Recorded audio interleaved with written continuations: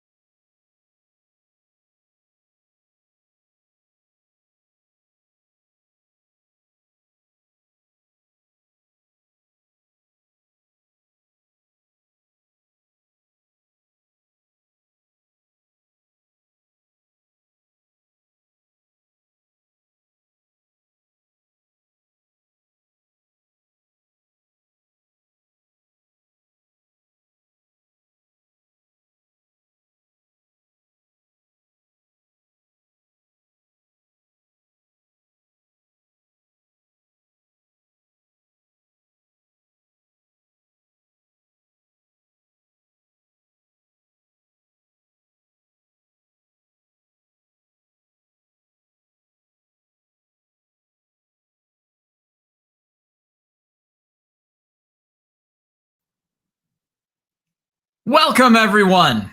Welcome back. My name is Dan O'Leary. This is Work Unleashed Live. It is Thursday, June 18th. That's right, a special Thursday edition of Work Unleashed Live. We missed you. That's right, we missed you. So welcome back. Glad you could be here with us today. I hope conversations like the one we're going to have today with business leaders are going to help you navigate the world of secure remote work so that your teams can get work done from anywhere at any time, including right now. So to help us have this conversation today, I am joined by one of my favorite colleagues and coworkers, Mark Schooley, Senior Director of IT Operations and Engineering at Box. Welcome, Mark.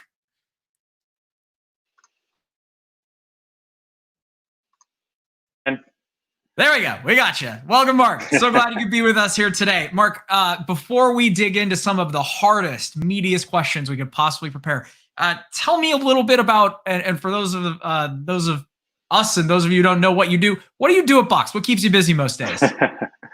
Yeah, sure. We've definitely been super busy, obviously, with a lot of the sort of change happening across a number of different organizations today. Yeah, just a quick kind of run through on what I do at Box. I've been with the company now for 7.5 years. So as some of our folks may remember, this was way back when we used to be named Box.net. So definitely an old timer. And within IT operations, I specifically lead a team that we call technical services. And essentially it's made up of 4 different sub-teams. The first team is called IT platform and infrastructure. This is things like endpoint management across Mac and Windows endpoints. We handle core infrastructure like DNS, DHCP, authentication. And then we also manage a number of our core cloud services like our own internal implementation of Box, G Suite, Office 365, and Okta. The second team I manage is the corporate networking group. So this is all of our campus networking. So think about everything in the sort of corporate networking space: routing, switching, wireless, firewalls, VPN. VPN, of course, which has been a huge area that we've been watching a lot over the last couple months. Third team I manage is a group that we call productivity engineering. So this is a team that focuses mainly on sort of automation and orchestration across IT. So we look across this team for all different types of opportunities, both internal to our IT team and externally across the company with all of our business partners, to really, again, understand what processes we can automate to make everybody's jobs easier at the end of the day. And then finally, the last team that I manage is our AV engineering group. So think about unified communications, video conferencing, phones, dial tone routing, conference room experience, which of course has recently become very much the home office experience. So definitely a lot of things that we've had to pivot to in that space and learn about a lot recently. That's a ton, Mark. And thank you so much for keeping all of our systems online and working effectively. You and your team have been doing an incredible job supporting all of us, and we really appreciate it.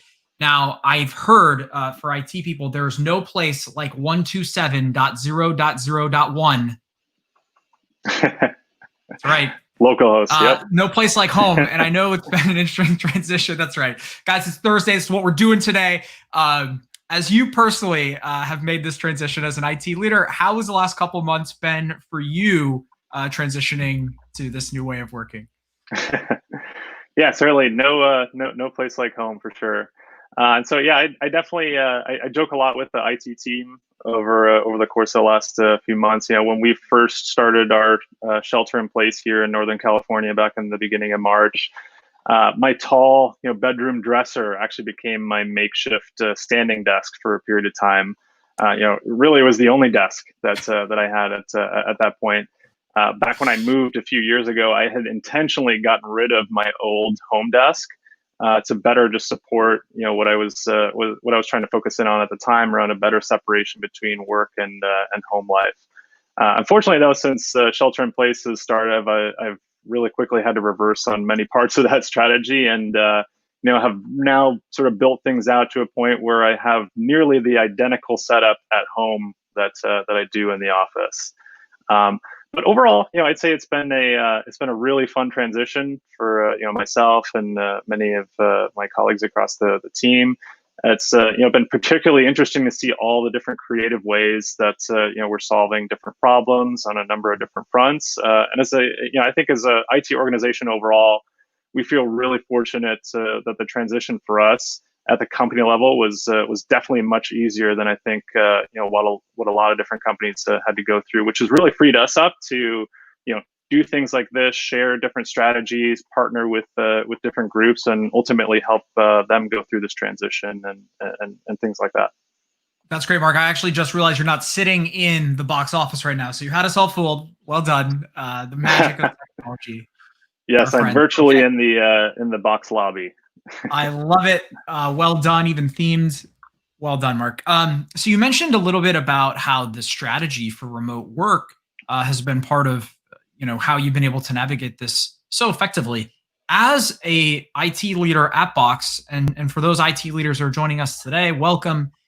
Can you share a little bit more about how your strategy has evolved and what it's looking like today as you're thinking about supporting secure remote work for the whole global organization? Yeah, sure. That's a great question.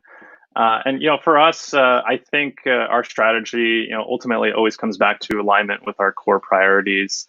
As a IT organization, we align to three different pillars. First one being our digital workplace at Box, so enabling workplace productivity. This one more than anything right now is something that we've been highlighting a ton across different customer conversations and sessions like this, as we've shared with other leaders across other organizations. Really, again, highlighting around this pivot to our workplaces, essentially now being our homes. Our second pillar is around our digital business. So how do we automate and orchestrate to scale the different services, applications, and infrastructure that we support? And then finally, our third pillar is around Box on Box. So how do we become the first and best referenceable customer for our own products? And really, our one of our core philosophies as a team is that we ultimately want to adapt to the natural ways that our people work, not the other way around. And so, as a part of that, we really view IT's core role as being an integrator partner of best of breed services and digital experiences across the organization. And so, across each of our core pillars, just a couple of kind of quick examples around how we've had to evolve our strategy to better support remote work. In the digital workplace space, as an example, we've built out all kinds of detailed guides for our end users on how to do things like help optimize their home network. What metrics to look for, what are some of the different terminology that's used, how can they ask the right questions to their internet service providers, across all the network equipment that they have at home, for example, with their routers and the configuration that they would have on that, how can we align those to best practices? So all kinds of different innovation and things like that we've done in that space across the organization. In the digital business area, we've had to entirely look up and down our IT services and application stack to ensure really that we're prioritizing operations for remote work. So I had mentioned this earlier as I was sort of introducing the network side of what we manage. But our corporate VPN capacity and the bandwidth associated with that has been a huge thing that we've been keeping an eye on throughout this transition to work from home. And wherever possible, trying to put in place different metrics and mechanisms for monitoring things to proactively get out in front of issues before they become a real problem for end users. And then, finally, in the box-on-box space, as we've pivoted to remote work, this has, really opened up the door for a whole new category of capabilities and best practices that, we can again highlight across, usage of our own product in the context of remote work. A number of which that, I'll go through a couple of examples in a bit on, some interesting things that we're doing internally at Box. And then also the last thing I wanted to quickly mention around this and just sort of touch on really quick is, again, looking at this in terms of our partnerships at the company level. And we talked a lot about this at BoxWorks this last year. Aaron Levy, our CEO, highlighted this quite a bit alongside many of the leaders from these organizations. This concept that we're all better together, bringing unique best of breed solutions across data security, collaboration, simplified communications, secure identity, all of which, again, ultimately enable organizations to get work done using the best products available across the market. Yeah, that's great, Mark. And as it's right there on the billboard, right? It's all about simplifying how you work. And I think the integrated IT strategy of working with best of breed applications and ensuring that they're best integrated is a big part of it. Now, one other thing you mentioned is the unique position you find yourself in as needing to support Box as a Box customer. So Box on Box. And I'd love to learn a little bit more, as you mentioned, how you're using the Box platform to support some of those secure remote work cases across the whole company. Are you guys digging in, building apps? What's the Box platform doing for you from an IT standpoint? Yeah, so we're doing all kinds of interesting things in this space. I'll sort of walk through an example or two in a second. One in particular I wanted to highlight here is a little bit around how we've gotten creative with the Box API. To essentially for us solve this problem of simplifying communications and collaboration on shared internal content. And so again, sort of in this context of work from home, for most organizations, probably your top three most widely used applications right now are, number one, your video and audio conferencing solution. Number two, your chat tool. And then number three, your email tool. So, frequent communication with your teams is everything in a remote setting. And so be able to set up your teams and your organization for success is a huge focus, I think, for any IT organization right now. And so with that in mind, I wanted to talk through kind of a quick example around how we built out an enhancement around how we integrate with groups, in this case, Google Groups, or in the case of like the Microsoft Exchange world, this would be distribution lists. That in our environment live in our email and our chat solutions, and how we ultimately solve for making those available in Box to then easily share content to. So how does this work? So for us, initially we wanted to look at all of the different groups that we had in Google, or again, distribution lists, And those same groups are the ones that everyone across the organization is emailing all day long, sharing information with their teams, etc. They're familiar with using those groups very frequently. And so the goal that we had in mind around this was we wanted to take those same groups that everybody's used to in the email context, and we wanted to make those available within our corporate Box enterprise so that when our end users went to share and collaborate on content with their colleagues, they could do so using those same exact groups that they're already used to using, again, in our case, on the Gmail side. And so with this approach, there would be a very clear understanding of who the content is shared to, what permissions they have, and other sort of mechanisms in the security area. And so what we did was, via the Box API and the Gmail API, we wrote a little integration that every day goes in and pulls all the different groups and their memberships from Google, from our G Suite account, does this daily. And it then ultimately pushes those groups into Box and creates them as Box groups. So this was a really fun project for us to lead, and it's a really great example of some of the powers of the Box API overall, and how easy it was for us to integrate with. So you could easily think about this in other contexts. Maybe your organization is using Slack. You could think about this in terms of Slack groups or Slack channel memberships. Maybe pulling those groups and those channels and making those available within your Box instance to, again, have a very, very easy mechanism for your end users to share content amongst themselves and understand the permissions associated with who has access to what based on those same groups that everybody's used to collaborating with on the chat side. So pretty powerful stuff overall. Yeah, and as an end user, I have to say it's so delightful to be able to just log into Slack and have the same West Coast marketing group automatically, because that's how it feels to me, synchronized to all the content and all the files in Box, and everyone I need to work with and all the information is all in the right place. And this whole time I had no idea how it was happening. I just assumed that everyone had that. I guess no, you are the man behind the curtain. Your team is doing great work there. So really appreciated, and such a cool orchestration and how you've been able to leverage the Box API to do that. So for other IT admins on the call today, it's a really good takeaway for you. I'd like to dig in a little more to talk a little bit about some of those technology integrations that you mentioned as well, Mark. Have you personally found, or have you been getting feedback from other end users on which of those integrations or partnerships have been game changers? Not just over the last couple of days, but maybe this year, if you had to look back. Has anything really rocked your world?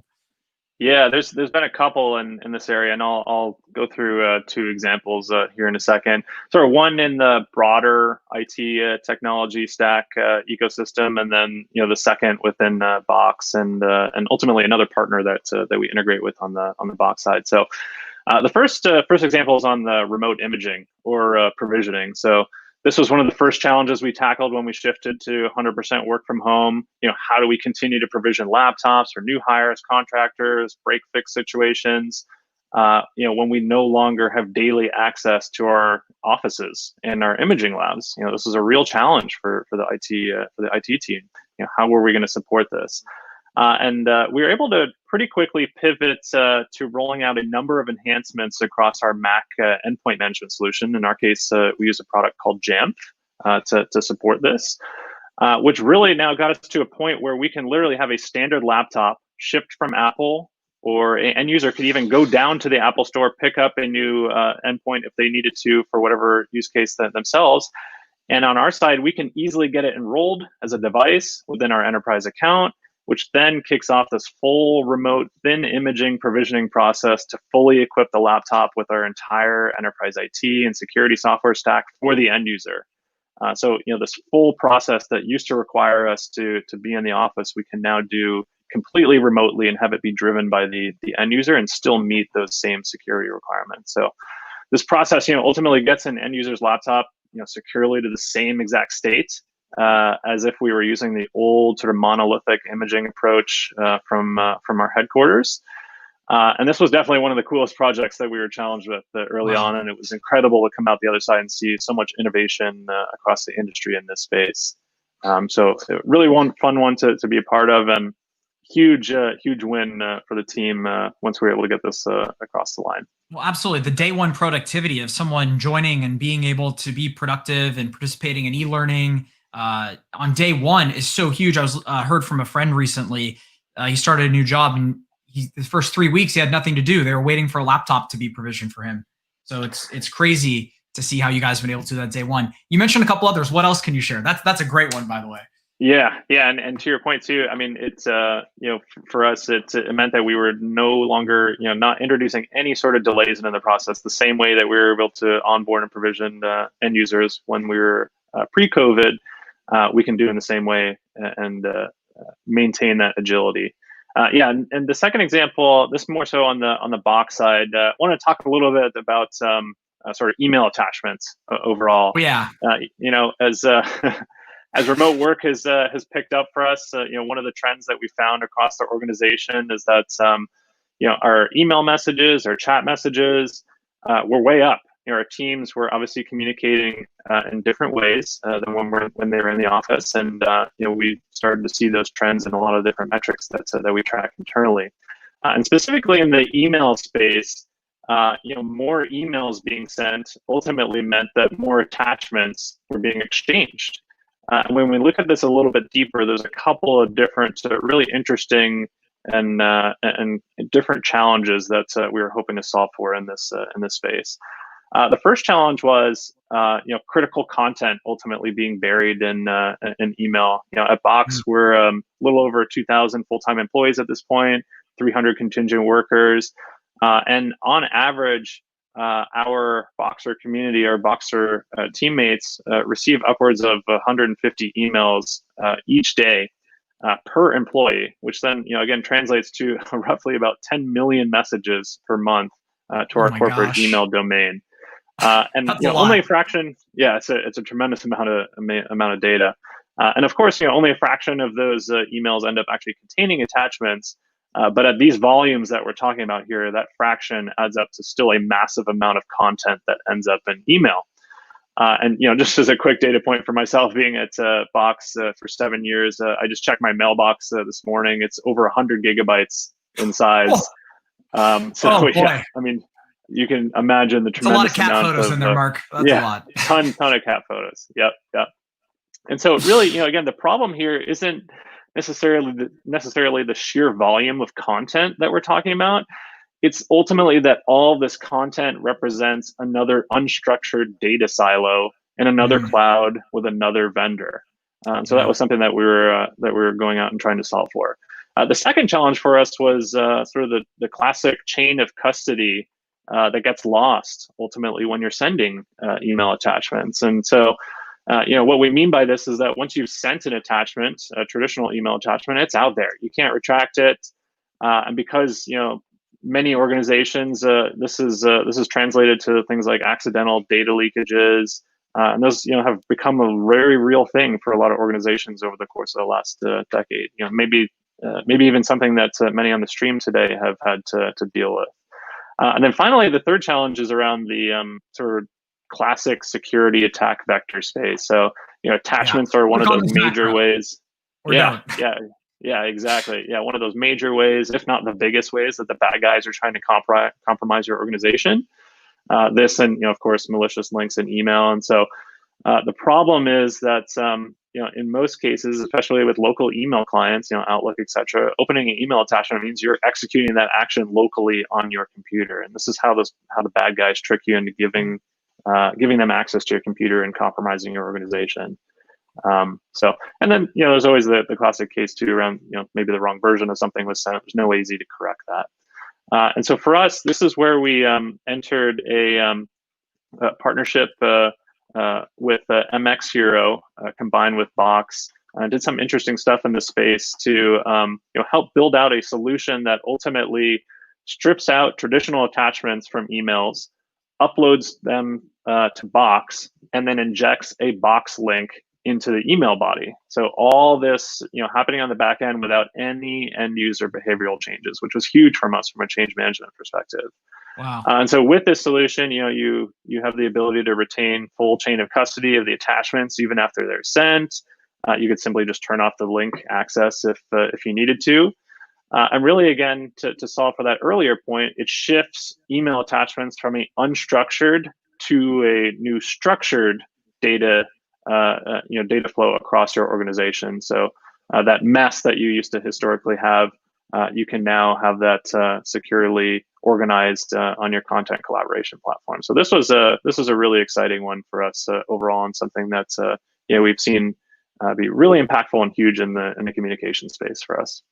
Absolutely. I want to build on that too, Mark. For customers that have things like Box Shield, being able to detect viruses or malware, using the automatic security controls of Box, you now take that end user decision out of it, and it just happens, and they don't have to do any behavioral changes. That's absolutely amazing. And for Yeah.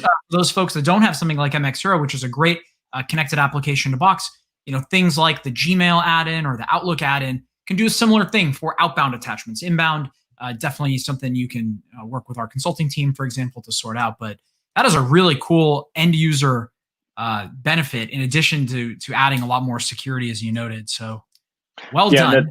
The Shield component too that you mentioned, that's obviously huge. Shield was something that we had announced and released at BoxWorks last year, and is really been impactful for us in the security space, both across our IT organization and our security team, as we've looked at best practices around controlling access to our own corporate Box enterprise. Absolutely, the joys of Box on Box. Well, it's great to hear that the IT team are really leading the charge and demonstrating the best practices for other customers to learn from. We did promise you some actionable things, ladies and gentlemen, humans and humanoids. So hopefully you are getting some of that today.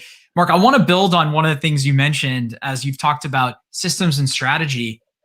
You're also highlighting some processes. So you talked a little about the new employee onboarding process. Can you talk a little bit about some of the process changes that you and the team have made over the last couple months to better support remote work? How's that looking? Yeah, a lot of different process change, and something that we're constantly evolving as we navigate new challenges that have been coming up in this space. First and foremost, I think it's for any IT team, it's a really exciting time to be able to jump in and try new things and really push the envelope around how you can be building new best practices to adopt to this sort of new world that we're all trying to navigate. Nobody's really ever done this before, and so there's all kinds of new interesting things that we're trying and learning from each other. And it's so awesome to be able to communicate with and share this sort of knowledge with the broader community to all learn from each other. But specifically, a couple different examples I want to go through in this space for some sort of concrete processes that we had modified internally. One of them, again, back to sort of the concept of employee onboarding. That's been something that's changed again for us quite a bit, as I mentioned earlier, as I imagine it has for many of the other organizations out there. And one of the areas that really shined for us in this space was using Box Relay. Box Relay, if for anybody that's not familiar, is our workflow engine. And we specifically used it to build out a use case for tracking onboarding tasks as a new hire would go through just general employee onboarding. And so in this example, we're looking at the steps of onboarding of a onboarding flow for a new hire in our end user services team. So things like the tasks associated with creating folders, when on your first day, organizing your documents, setting up that sort of structure. From things to like setting up meetings to connect with new colleagues, completing trainings. You can track all that sort of thing in a Box Relay. Have it be something that's reportable out to your management chain. Have it be something that the individual contributor or new onboard themselves can use as sort of their guide to follow through around, like, hey, I'm on step 7 of 20 for everything that I need to do to complete onboarding. And again, you have that sort of visibility across different teams around how you want to be able to report out on that, or in more complex cases, actually be able to integrate it in a couple of different other solutions as well. Wow. And that's actually another sort of area around. I have a second sort of more complex a more complex example here that I'll walk through around. I call this sort of the like pulling it all together slide or Oh, highlight. does it? It's really here what we're kind of looking at is a end-to-end vision of where we're going within Box IT and the Box product overall. In this case, or in this example, to support a complex process in the area of work from anywhere. And the complex process that we're talking about here is we termed it intelligent contract management. This has been a hot topic item for us for quite some time. So just to sort of get everybody sort of oriented with what we're looking at here and walk through this example. Again, this is an example for just sort of basic contract management and the life cycle associated with that. Again, you saw me sort of term this as intelligent contract management. And I think you'll see that here in a second as I sort of walk through the different steps. So if we start at the top there with the request, so think about this in terms of your ITSM, whether it be Service Desk from Jira and Atlassian or ServiceNow. A request ultimately comes in from some mechanism to review a new contract, and then you build a sort of flow based on that. In our case, maybe that initial contract comes in over Box Edit, or it comes in via Box Drive. So we're already in the early stages of this life cycle, touching a number of different Box products around how the submitter or the initial request viewer is ingesting that content. And from there, what we do is we trigger a Box relay, or again, this workflow engine, to essentially externally kick off this contract flow. And what I mean by that trigger is that it is something that would be externally started. So in this case, probably that request coming in, somebody doing an initial review, and then we can automatically trigger the Box relay off of that. And so as a first step, as an example, in this case, we can have that Box relay send the document to IBM's Watson AI. And this is achieved via our skills platform. And the reason that we do this is, maybe we want to perform an initial review on that contract against some sort of baseline that we've defined. So, some known standard that we've defined for basic red lines that our legal team has built out that would always be sort of a starting point of where they would first look at making some of those red line adjustments to a contract. From there, the relay can then advance to the next step to actually have a human review it after some of those initial baselines have been achieved. And the human interaction here can now perform a detailed review from a legal perspective. So sort of iterating back and forth and interacting with that document, again, via Box Edit or some of the native Microsoft tools that we integrate with directly. We call this sort of the negotiating stage as you're going back and forth, in this case with your vendor, and doing some of that final manual review. Once the relay, in this case, is ultimately approved, so meaning that all of the red lines in this contract, the sample contract, have ultimately been accepted, we can then have the relay trigger DocuSign. So DocuSign being the platform to send out the contract now for signatures, and we would thus get them sent out via that platform. And once the party on the other side signs the document, we can have that automatically written back to a Box folder for archival in whatever sort of folder structure we want, named in a specific way to identify, maybe who the company was, what the contract was. But then also more interestingly, on the next step, we can send it through another round of Box Skills AI to do things like read through the contract and tag things like, party names, what is the auto renewal state, what are some of the basic terms, the value of the contract, etc. And then we would have this AI represent those as metadata in the file. And because it's metadata, we can then use actually another part of the Box platform called metadata views to build out and create a user interface for you to explore and sort contracts based on, maybe you want to look at what are all my contracts that are coming up for renewal in the next 3 months. I need to get on top of those, start pulling together different collateral from those organizations, and ultimately take it through a supplier review process. And then, finally, that metadata can then really be viewed as a means for kicking off a new relay. So completing this sort of full circle that you see in that, maybe again, I look at a contractor that's coming up for renewal in the next 3 to 6 months, and based on that, I have a rule that's built out to kick off a new relay because I essentially need to go through a renewal and do that same review all over again a year from now. Right. So just a really, really interesting sort of end-to-end thing that we've been focusing on and experimenting with, which I think is a really, really great highlight around sort of, again, the concept of future of work. How are we integrating across these different solutions, and ultimately, how are we achieving this working from anywhere? So this entire process that I just walked through, you saw all these different touch points involved, and essentially all the different teams and the platforms, all of this can be conducted remotely. Doesn't require you to have to be in an office, and that's really what we're designing for here in the future, and we think a really, really important strategy for everybody to focus in on.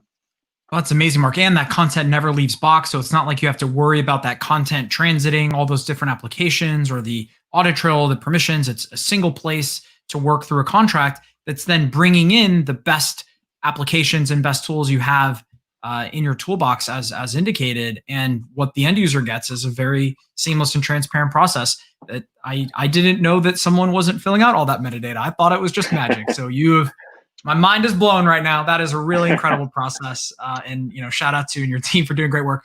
Mark, before we wrap up, any other final words of wisdom, parting thoughts, or things to share with other IT admins and pro users who are on joining us today? What would you like them to walk away with from this session? Yeah, I think I touched on this a little bit earlier, and something our CIO Paul Chapman likes to highlight a lot is sort of this concept of the wisdom of the crowd. As I mentioned earlier, we're all sort of navigating all kinds of different unknowns and having to get pretty creative in how we solve a lot of these existing or traditional classic sort of business processes that we've had historically in the past. And I think more than anything, the most sort of powerful part around that is you being able to share sort of those learnings with each other, whether it be in a forum like this or connecting with your peers across different organizations to have checkpoints and learn what has been a particular struggle for you guys in the last month and a half or so that you came out the other side successful, and what did you learn from that? What can we share with the broader sort of community? So definitely would encourage everybody on the call here today. I know that this is something we love more than anything. Both Dan, myself, meeting with leaders across the industry, learning from everybody around not only how are we tackling all these same problems together and coming out successful, but we as leaders at Box, we want to learn ultimately too how we can evolve our own product to support that. And it's a really exciting time for us to be in this space, and we love more than anything to hear from our partners, our customers, and learn how we can be innovating in that area. So thank you to everybody that's been a contributor on that as well, and also you, Dan, as a huge leader in this space as well. I'm just happy that you guys put up with all the Netflix traffic I accidentally sent through VPN. So I will work on that. But no, you guys have been an incredible team. The whole Box IT team and all of our enterprise systems teams have done an incredible job of supporting not only all of us, the thousands of Boxers, but the tens of thousands of customers that rely on us, our infrastructure, and our services. So Mark, on behalf of all of us, thank you. Thank you to you and your team. That's great. We had a really good session today, and I really appreciate the insights. So, all right, as we wrap up today, folks, thank you. Thank you, Mark. That was great.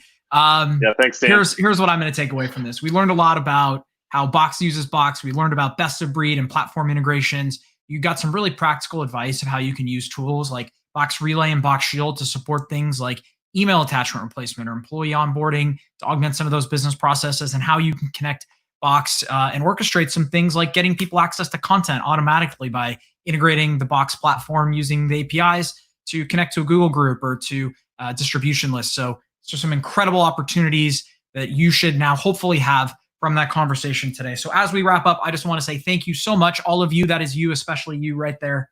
I see you. That's how these cameras work. So Mark tells me, for joining us today.